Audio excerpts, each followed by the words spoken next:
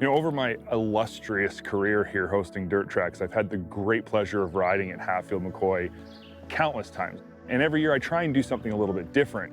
One of the things they do there that we've never experienced is riding dirt bikes. They have excellent single track trails. They're very well known for dirt bikes. So I thought, you know what? Bought myself a new bike at the beginning of the year. Let's do that. That right here.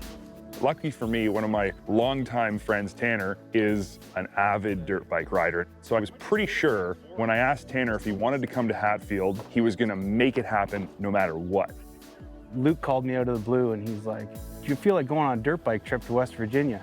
After going on the first trip with Luke, back in 2011, we took ATVs. I was really pumped we were gonna take some bikes down. Fine. Okay, I'll grab you a strap. I've kind of been riding dirt bikes my entire life, I guess you would say. I was on a two-wheeler when I was 3 years old, got my first dirt bike when I was 4 or 5.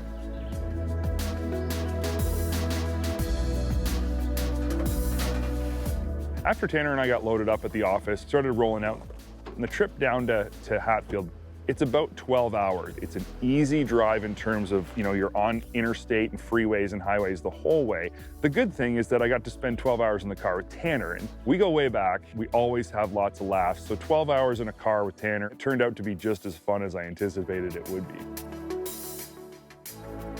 We drove till dark, and then we pulled over at a Holiday Inn and just got a room for the night. So what that allowed us to do is get into Logan, West Virginia at about noon on Sunday morning. And there was no reason to be tired. It was just an easy drive. Once you're done on the interstate and you're down in the Hatfield-McCoy area of West Virginia, the back roads are pretty tight. We're driving into this tiny little back road that's barely wide enough to fit our truck and trailer. We weren't really sure this was the route, so we just followed the signs, and sure enough, it opens up into a field, and there are these massive wood cabins. I mean, bigger than my house. So when we pulled in, it was like, okay, this story just got pushed up a notch for sure. When you open the door to our cabin, there is a tree inside the living room, a full-size tree, not a little tree, not like a plant, a tree. From the trim to the hardwood flooring to the ceiling, just wild. So these places will sleep like 16 people. And if you think about it, if you came down with a crew of your buddies, even like 10 or 12, that makes the nightly rate super cheap. Why not stay at a 5-star cabin like this one when you can do it for that kind of money? We had lots of time left in this day, so we made an executive decision as a group that we were going to check out the Bearwallow Trail system. It wasn't going to be our official ride day. It was just going to be kind of a scope things out kind of ride on the side-by-side, seeing what Bearwallow was going to have for us the next day. We kind of rush and unload the side-by-sides, and we hop in them and start blasting up the trail. And I'm driving the Razor S, and Luke's in the Ranger, and he's got AC, and I figured I'd leave him the old man mobile and I could go have some fun in the Razor. The reality is, I allowed him to ride in the Razor because I really wanted him to experience a Razor. He doesn't have a lot of side-by-side riding experience, but he's a fantastic driver. I hadn't really driven a Razor a whole lot, so I was really excited to kind of hold her pinned on some of the corners and some of those uphills and the switchbacks. So we had a really good afternoon riding. I mean, we put on a decent amount of miles.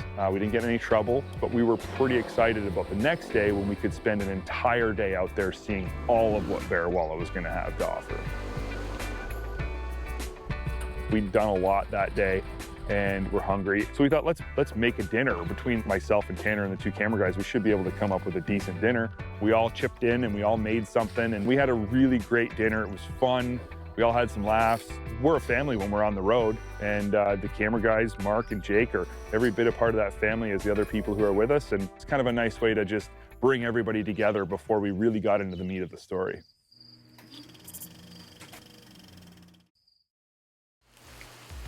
Day one really had us pumped for day two because it was so nice when we went out on Bearwallow for that short ride. Unfortunately, when we woke up, the weather did not cooperate with us. It became pretty clear it wasn't going to stop. So we just made a decision that we weren't going to ride that day. So we ended up in the morning there just kind of having a bit of a siesta on the couch in the cabin, passed out for an hour or so. But I didn't want to waste the day. So Luke said, well, I've been around this area a lot, so I've been able to experience a lot of cool things, and I'd like to show you what West Virginia has to offer as far as historical sites. You're given lemons, we're going to make some lemonade. And I'm going to take Tanner around to some cool historical spots that you know, really tell the story of what happens here in West Virginia, the history of West Virginia. So they're close enough that we're going to take this rainy day and do that instead. First one, of course, my favorite, is the Hatfield Cemetery. I've done it before, but Tanner seemed really interested, and Jake, our camera operator, he's a history buff like crazy, so he loved it too. It was pouring rain and we did get soaked, but it was definitely worth it. And Tanner really seemed to like it, so that's what was most important to me.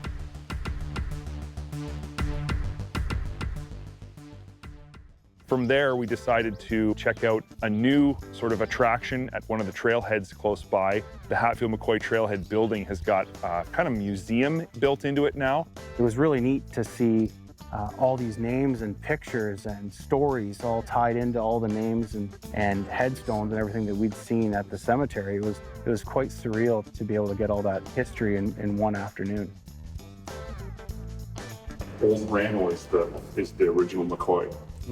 So the rain hadn't stopped, so we decided to grab a quick lunch in Logan and then head back to the cabin. And, you know, they've designed these cabins with the possibility of bad weather in mind, because upstairs is this custom pool table, there's a pinball machine, there's a pachinko machine, you know, all this cool stuff that's available to use.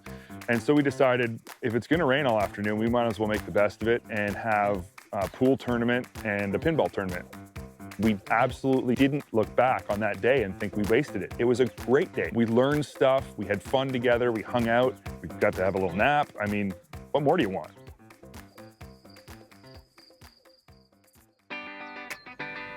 We get up bright and early and we're hoping that we get some decent weather. And it's sunny, it's awesome. And we're just pumped. So happy, all of us, that we get a chance to take those bikes finally off the back of the truck. After a hearty breakfast at Bob Evans on our dirt bike ride day, we headed to the trailhead and we chose to ride Rock House because Rock House is known to have really good single track and a wide variety of dirt bike single track. Finally get them unloaded off the truck after seeing them up there for a bunch of days, just got geared up, just like pumped out of our minds, ready to go.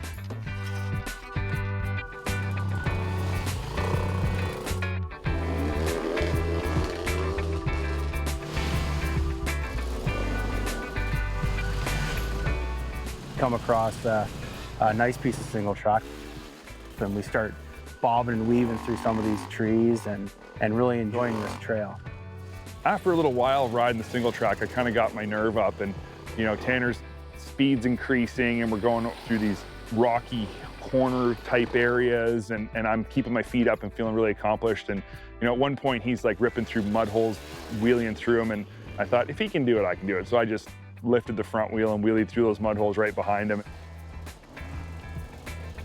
The number 130 single track trail brought us right up to the top of the mountain, and right just off the edge of the trail was this really cool lookout that looked way out over the valley between the mountains, and it was also the perfect spot to stop and throw back some beef jerky and some licorice and some granola bars.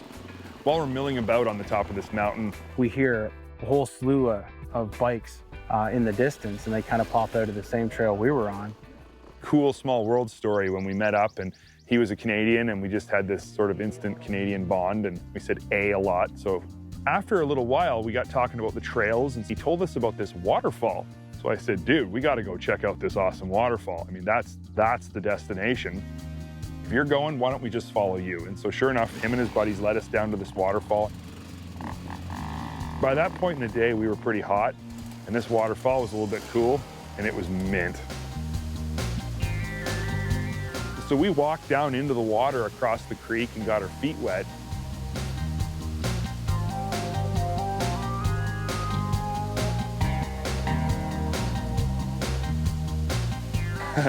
Our camera guy, Mark, he's like, well, how about we do rock, paper, scissors, and whoever loses goes in the waterfall. And I could see this twinkle in his eye, like he thought he was some rock, paper, scissors master. So we all do rock, paper, scissors. And it was the two camera guys playing, and Mark lost, and I was just like, oh my gosh, this is so funny. He just like put the camera down, marched himself right down into that water, and just dunked himself under the waterfall. And kudos to him for not being afraid and just going for it. I mean, that was such a cool experience to just hang out there and check out the water and spend some time getting cooled off. But by that point, the day was getting pretty late, and you know, we needed to truck back home. Tanner and I talked a little bit about how we could go back, because there's always multiple routes when you're riding Hatfield to get where you're going. So we leave and we decided to take some faster, a little less technical trails on the way back.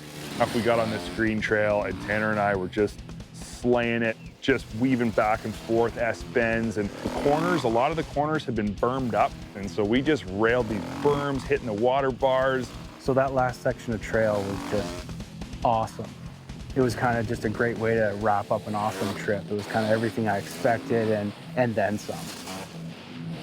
But I can't think of a better way to end a trip like this than a ride like that. I mean, you want to end your trip on the highest note possible, and that ride was definitely the highest note of the whole trip.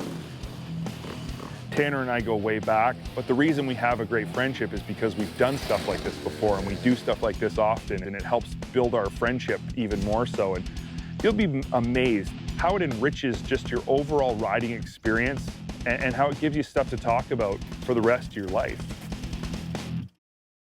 Thanks for watching this segment of Dirt Trax TV. For more great content, make sure you click the links or subscribe to our channel, where we're always updating with new content every day throughout the week.